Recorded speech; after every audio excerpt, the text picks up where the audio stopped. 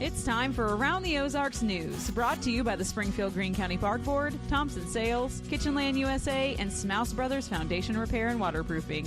Here are your hosts, Ethan and Sarah Foreheads. Hello there. Good morning to you on Monday. Hope your weekend was fantastic. The weather was incredible. I mean, it was low humidity, 80s. It was really, really nice, especially compared to last week in the Ozarks.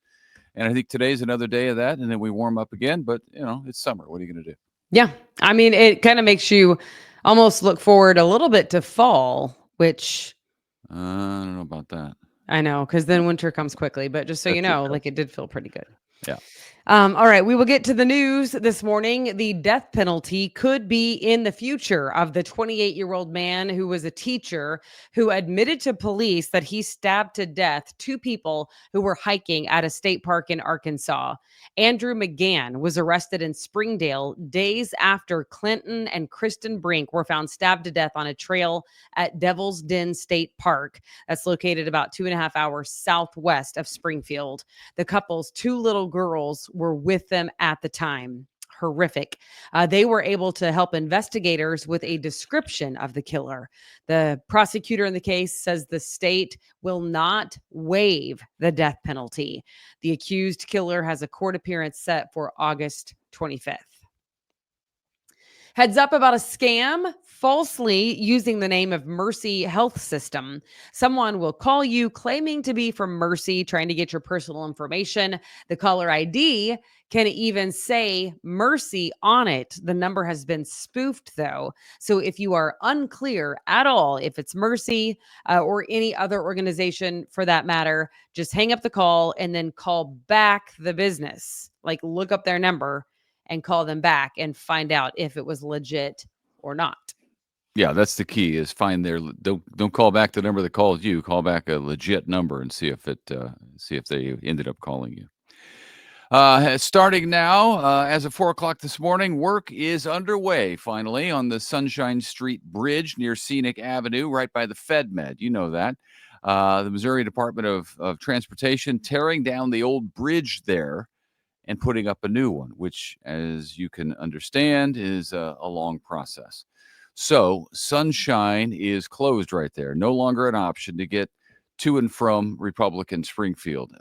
Instead, you'll have to detour James River Expressway or James River Expressway, Kansas Expressway, the Chestnut. There are other ways around it. Just avoid Sunshine.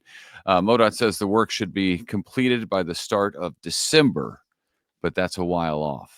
So plan for that, because that could affect you on a daily basis for a while. Yes, no doubt. It's a highly traveled road. And what's weird is you have to really think about it, that there is even a bridge, because it kind of seems like a bridge to nowhere. You know what I'm saying? It's kind of hard to tell, I guess. It's over that you're train on tracks, a bridge. right? Yes, because you can't really see what's underneath. You know what I mean? Yep. Yeah.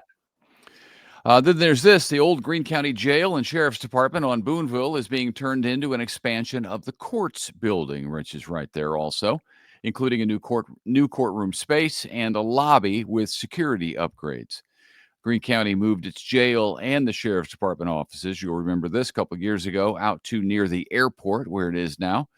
Renovations on Boonville have a target price tag of about $19 million and are being paid for by a bond that voters in Springfield passed in 2017.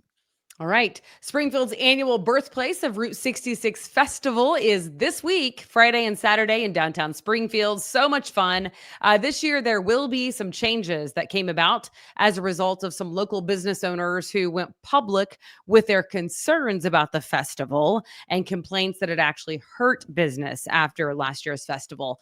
Their concerns were about road closures, competing vendors who are brought in, and a lack of people from the festival that actually visit their establishments. The city worked over the last several months to make some changes on that, including allowing local businesses to get free booth space during the festival and shrinking the footprint, the size, the boundary line, if you will, of the festival itself. I was shocked by that, by the way. By which?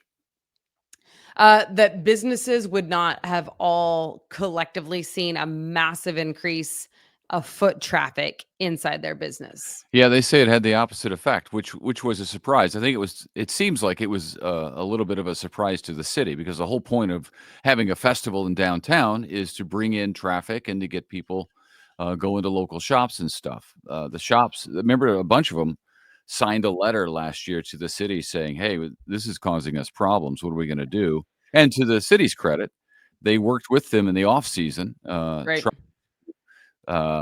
I think they were surprised and go, "Oh, really? What? Well, how do we fix that?" And then Yeah. this is the first year where there are some fixes in place, so we'll see how it goes. Yep. Okay. The Lake of the Ozarks area is getting a new Bass Pro Shops. How about that? It's going to be located at the former Osage Beach outlet and open in the spring of 27. So a couple more years away, I guess. It's going to be Bass Pro's 9th location in Missouri. Yeah, I bet it's a nice one because they get so much traffic there at the Lake Lake of the traffic. Ozarks Yeah. from Kansas City and from St. Louis. I grew up in St. Louis, and if you're going to go to a lake in St. Louis, traditionally it has been Lake of the Ozarks. That's where everybody from St. Louis goes. I think Right. some of them now are beginning to maybe come down to Table Rock, but traditionally Lake of the Ozarks has been the vacation weekend destination for the people in the St. Louis area. So I bet it's a nice Bass Pro Shops. We'll see. Springfield Sertoma Club just gave out $50 in grants to 20 local charities that serve children and teenagers in our area. Money going to nonprofits, including the Diaper Bank of the Ozarks, Barnabas Foundation, Good Dads, CASA, Children's Smile Center, and more. The Sertoma Club, of course, raises money. They do a great job of this each and every year, raising so much money through big events throughout the year that you enjoy going to. Wingapalooza, the Chili Cook-Off. Those are just a couple of the big ones. They do a prom thing every year. And then they use the money that they raise there to donate to kids' charities. And I've spoken to and at Sertoma Clubs over recent years, and it's a great group of people for sure. Good times. And it's always important to be ready for a crisis because that's the thing about a crisis. You never know when one's going to hit. Now the Springfield Greene County Office of Emergency Management is hosting classes to equip you for a crisis. Those classes start next week. There's one on Tuesday of next week from 6 to 9 in the PM after work. And then another one on Saturday, August 16th from 9 to noon. They are free to attend, but you need to register. Let them know you're coming. So contact the Springfield Greene County Office of Emergency Management. All right. The Dillards in Springfield has a new location at the Battlefield Mall. It is in the former Sears store. Prior to opening up shop there in the last few days, Dillards used to occupy 2 separate stores in the mall, one women's and then one men's and kids, as well as some like home furnishings. But the new location is all under one roof on one level. You know, I've always thought when I first moved to Springfield and I saw that the Dillards was in 2 different stores inside one mall, always thought that was really, really strange. Yeah. So it's probably strange for them too. It's not ideal. So this is a good opportunity to have everything under one roof. There you go. One-stop shop. Also, we're doing a contest again. That continues because we're celebrating 3 years of Around the Ozarks News. Yeah, it's pretty wild that we hit 3 years and we are doing a giveaway to celebrate you and people who watch. We are super thankful for your listenership, for your viewership, depending on where you see us. If you go to aroundtheozarks.com, click on the word contest, and you will see it right there at the top of the page. It is the anniversary giveaway, super easy to enter to win. And the winner will get a $100 gift card to Jim's Steakhouse, tickets, plural, to Alamo Drafthouse Movie Theater, and a 4-pack of tickets to the Springfield Cardinals baseball games. That's pretty good. So, there you go. That's We hope pretty that good. you play to win. And thank you for tuning in. Yeah, we appreciate it. Tell your friends. And whether you watch or whether you listen, we have all the options available.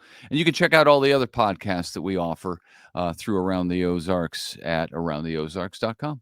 All right. Thanks so much for tuning in. Have a great Monday. See ya.